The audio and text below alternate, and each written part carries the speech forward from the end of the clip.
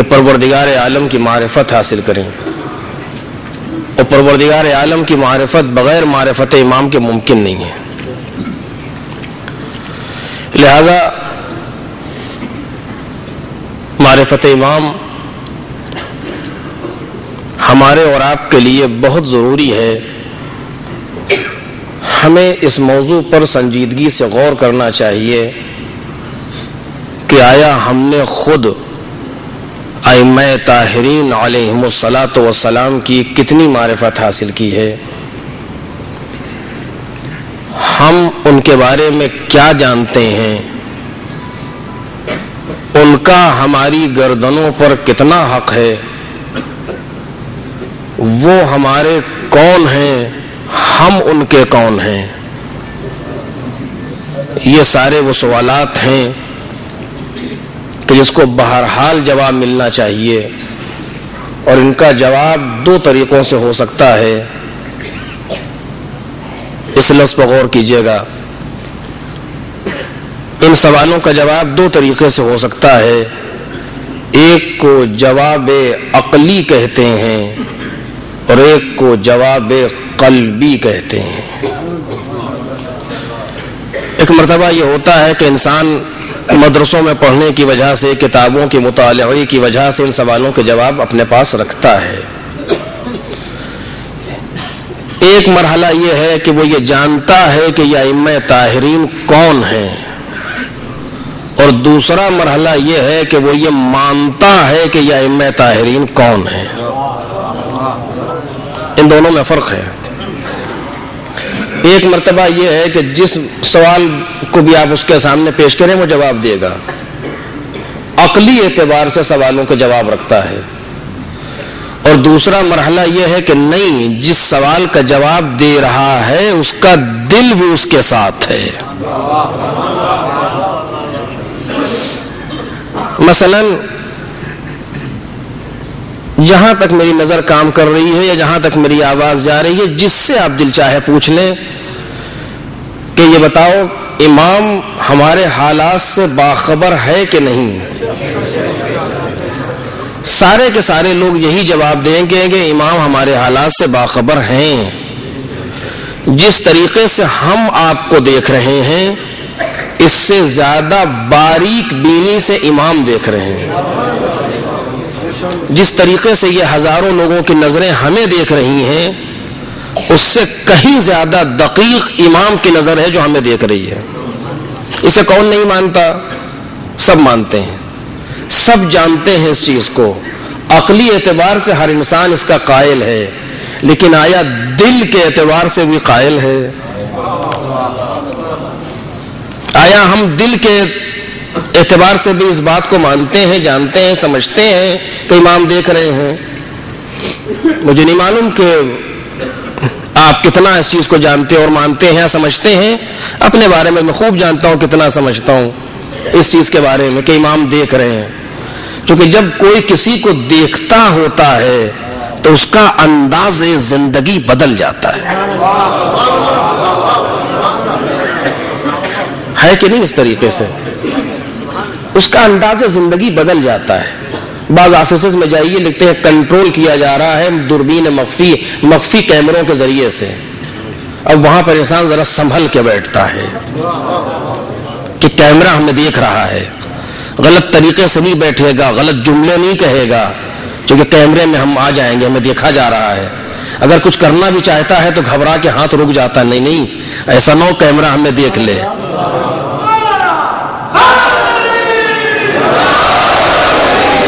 پروردگار عالم نے 2 کیمرے لگائے ہیں ایسے مخفی کہ جن کی ویلیڈیٹی ہماری پوری عمر ہے۔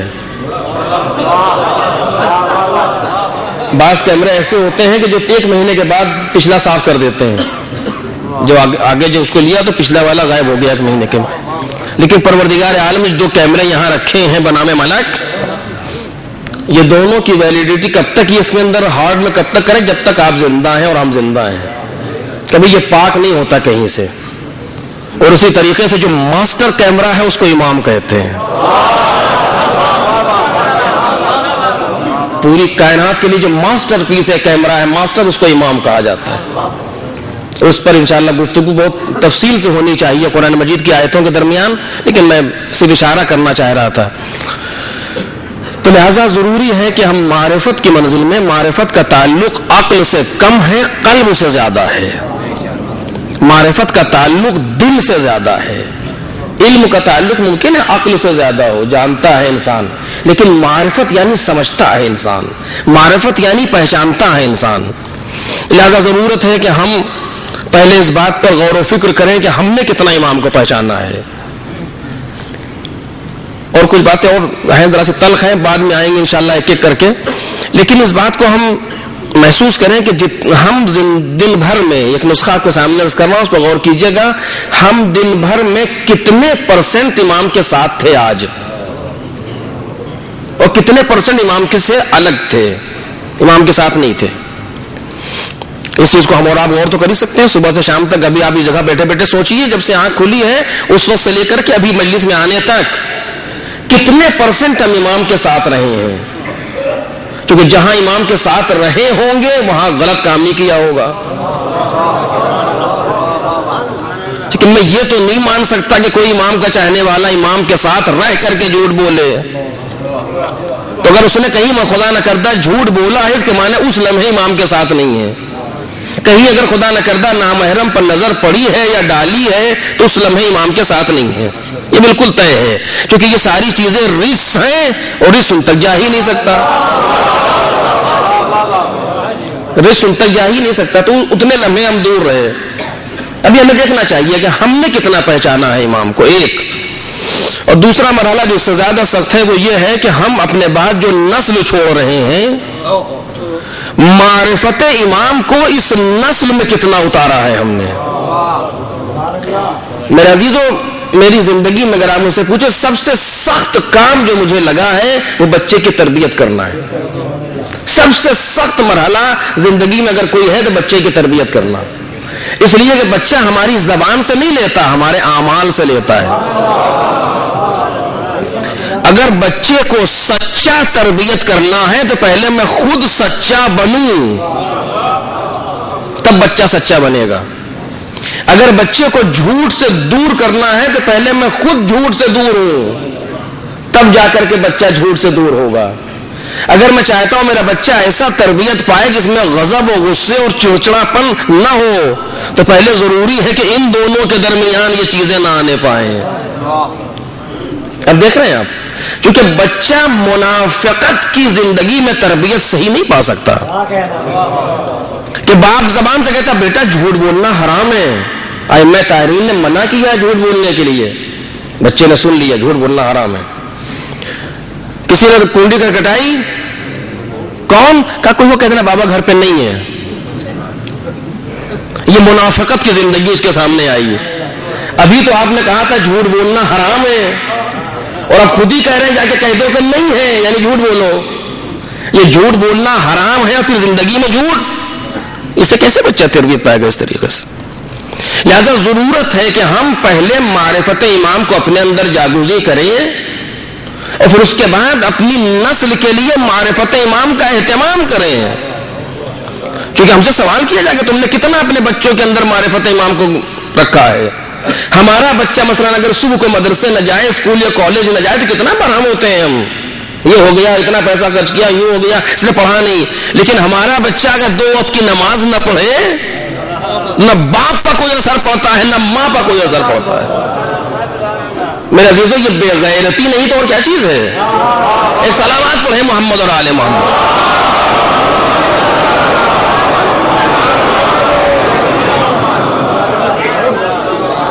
کہ وہ پروردگار عالم جس نے اتنا طیب و طاہر پاک و پاکیزہ بچہ ہماری آغوش میں رکھا، ہم اس کو اپنے عمل سے کتنا برا بنا رہے ہیں۔ توجہ کر رہے ہیں آپ؟ تو لہذا ضروری ہے کہ معرفت امام کے لیے انتظام کریں۔ معرفت امام پر کتنی کتابیں ہم نے خود پڑھی ہیں، کتنی کتابیں بچوں کے لیے اکٹھا کی ہیں۔ معرفت امام کے اوپر ہم نے گھر میں کتنا ماحول فراہم کیا ہے۔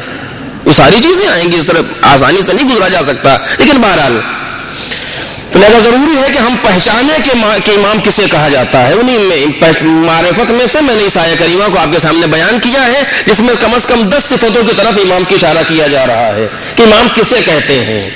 ظاہر سی بات یہ چیزیں بچوں کے لیے تو نہیں ہو سکتی لیکن کم از کم ہم پہلے ان بات کو محسوس کر لیں. تو انہیں میں سے ایک صفت یہ تھی کہ یہدونا بامرنا، امام وہ ہوتا ہے کہ جو ہمارے امر سے ہدایت کرتا ہے. توجہ کیجیے گا، گفتگو شروع ہو رہی اس جگہ سے جہاں سے کل چھوڑی تھی. امام اسے کہا جاتا ہے جو ہمارے امر سے، یعنی پروردگار عالم کی طرف سے کہا گیا کہ وَجَعَلْنَاهُمْ أَئِمَّةً يَهْدُونَ بِأَمْرِنَا، ہم نے انہیں امام بنایا ہے کہ جو ہمارے امر سے ہدایت کرتے ہیں یا ہمارے امر سے ہدایت کرتے تھے. اگر جناب ابراہیم و جناب اسحاق و جناب یعقوب کی طرف جائے بات تو ہمارے امر سے ہدایت کرتے تھے یا ہمارے امر سے ہدایت کرتے ہیں، ہم نے انہیں امام بنایا ہے. امر الہی سے ہدایت کے معنی کیا ہیں؟ توجہ چاہتا ہوں.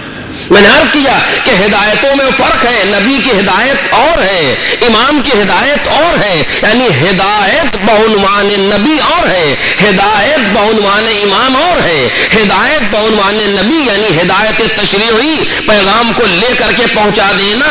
ہدایت بعنوان امام یعنی لوگوں کے نفوس پر تصرف کر کے ان کو منزل تکمیل تک پہنچا دینا.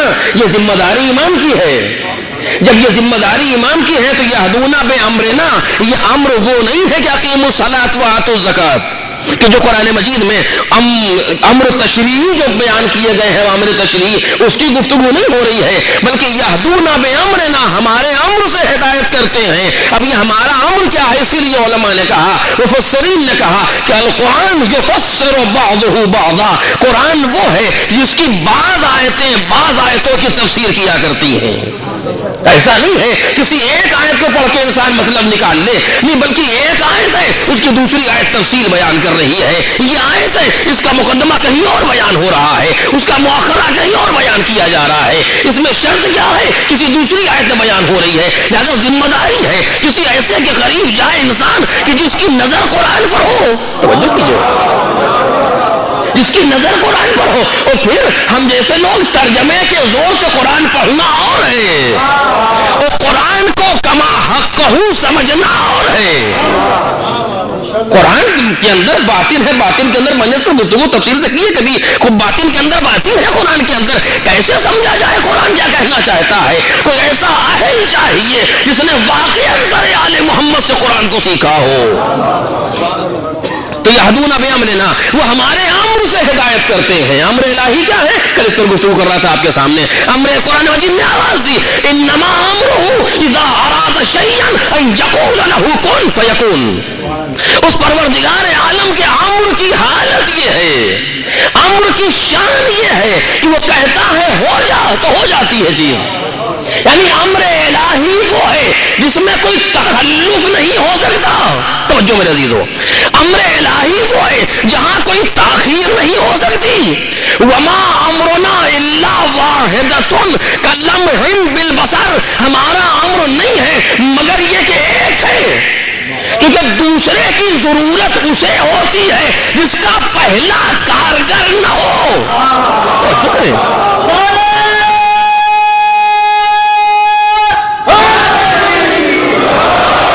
دوسرے کی ضرورت وہاں پڑتی ہے. ہم نے جس چیز کو کہہ دیا کہ ہو جا تو اس میں یہ طاقت نہیں ہے کہ نہ ہو، بلکہ خود ارادہ پروردگار سے شے وجود میں آتی ہے. توجہ میرے عزیزو، ارادہ پروردگار سے شے وجود میں آ جاتی ہے. یہ پروردگار کا امر ہے.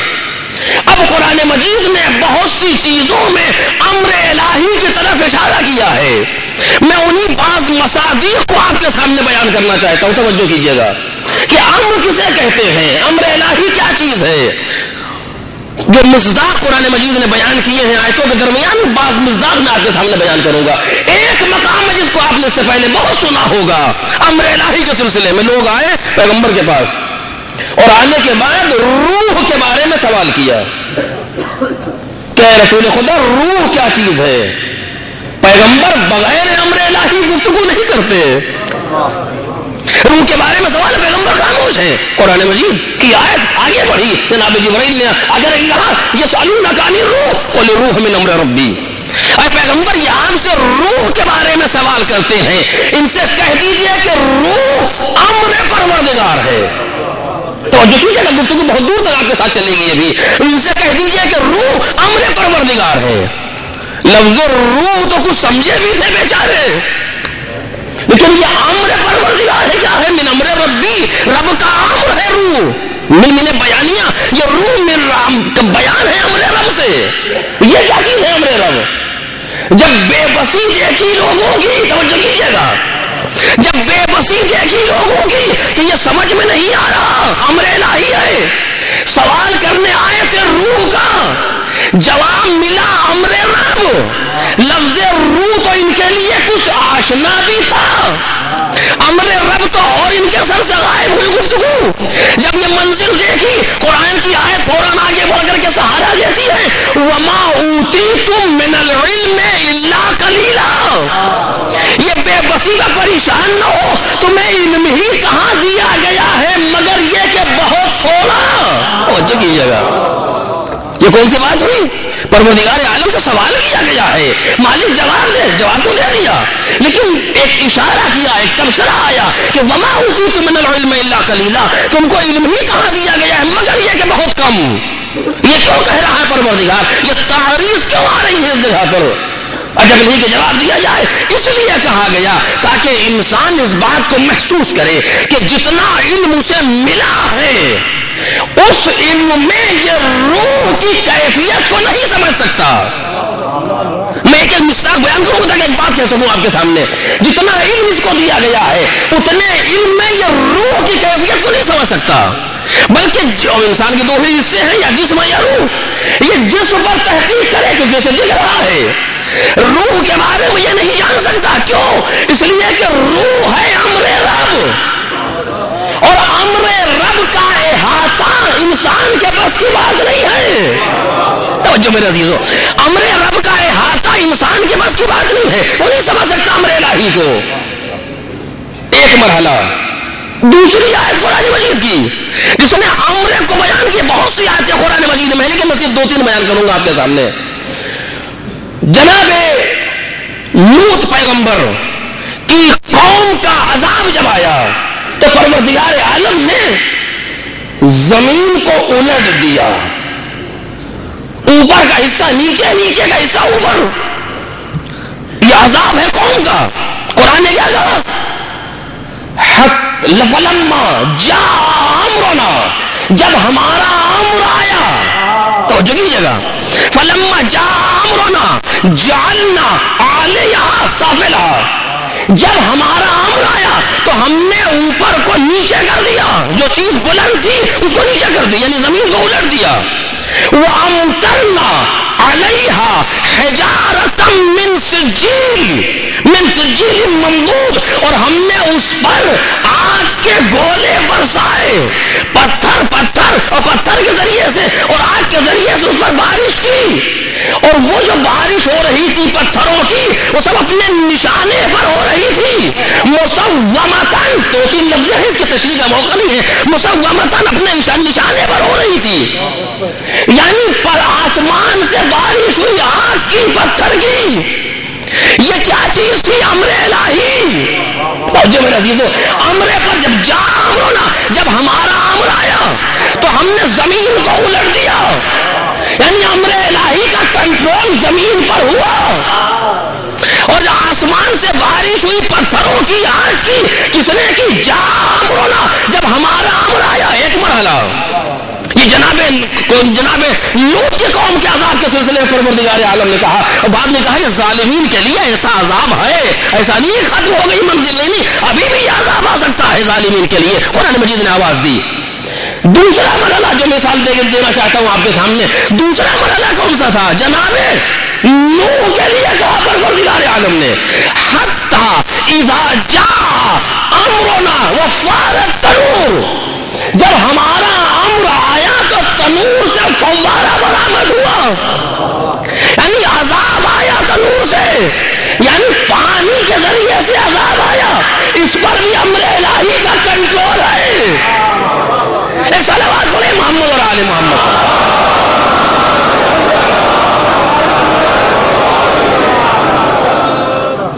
اب یہ عذاب نہیں تذکرہ کیا جناب نوح کی قوم پر جو عذاب آیا تھا، کون سا عذاب تھا؟ پانی کے ذریعے سے عذاب آیا تھا. ارے اسے بیان کرنا مقصود نہیں ہے. پانی کے ذریعے سے عذاب آیا، سارے کے سارے غرق ہو گئے، صرف وہ بچے جو کشتی میں سوار تھے. اور اب بات آئی ہے تو دو جملے آپ کے سامنے عرض کروں. قرآن مجید نے کیا کہا؟ جناب نوح سے کہا کشتی بناؤ. واقعہ مجھے نہیں پڑھنا، مجھ سے بتا جان سے ذہن میں متوجہ کر رہا ہوں. کشتی بناؤ. ایک میدان میں جناب نوح کشتی بنا رہے تھے. لوگوں نے کہا ان کو دیکھیے، کشتی بنائی جاتی ہے سمندر کے کنارے دریا میں، کہ یہاں بنا رہے ہیں. مذاق اڑا رہے تھے. جناب نوح بھی کہہ رہے تھے ٹھیک ہے، آج تم ہمارا مذاق اڑا رہا، کل ہم تمہارا مذاق اڑائیں گے. قرآن مجید کی جملے ہیں یہ. آ گیا، آواز دی جناب نوح سے. پروردگار عالم نے کہا سب کو لے کر کے کشتی پر سوار ہو جاؤ. سارے کے سارے یہ اسی جگہ پر حتی جاء امرنا وفارت التنور قل نحمل فیہا، سارے کے سارے کشتی پر سوار ہو جاؤ. اب جناب نوح کے بارے میں جس کے بارے میں کہا گیا، اور دیکھو جو ظالمین ہیں ان کے بارے میں سوال نہ کرنا، وہ گمراہ ہونے، وہ غرق ہونے والے ہیں. پورا منظر قرآن نے بیان کیا جناب نوح کے سلسلے میں. ایک جملہ سے برس کرنا ہے، اور کیا کہا؟ ہم نے نجیناہ واصحاب السفینہ.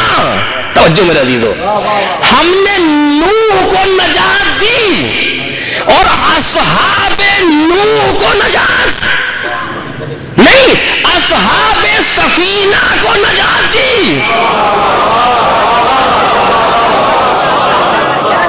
تو قرآن مجید تو کہ میری تو بات تو نہیں ہے، پر قرآن مجید آواز دے رہا نجیناہ واصحاب السفینہ، ہم نے نوح کو نجات دی اور سفینے والوں کو نجات دی.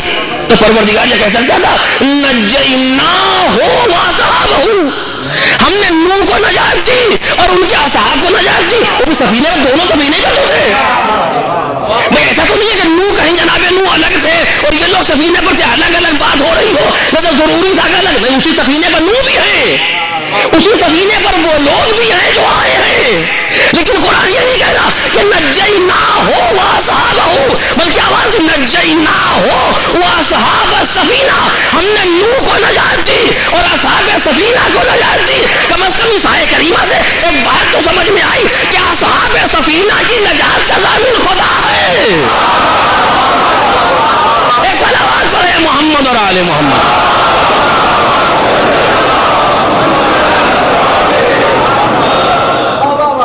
نجیناہ واصحاب السفینہ، ہم نے نوح کو نجات دی اور اصحاب سفینہ کو نجات دی. اس میں بہت سی چیزیں جگہ پر ہیں لیکن بیان کا وقت نہیں ہے آپ کے سامنے.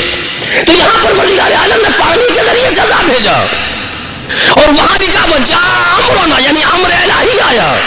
تو امر پروردگار کو ہم نے دیکھا، زمین کو اس نے الٹ دیا ایک مرحلہ، آسمان سے بارش کی، پتھر کی، آگ کی 2 مرحلے، پانی کے ذریعے سے عذاب آیا 3 مرحلہ.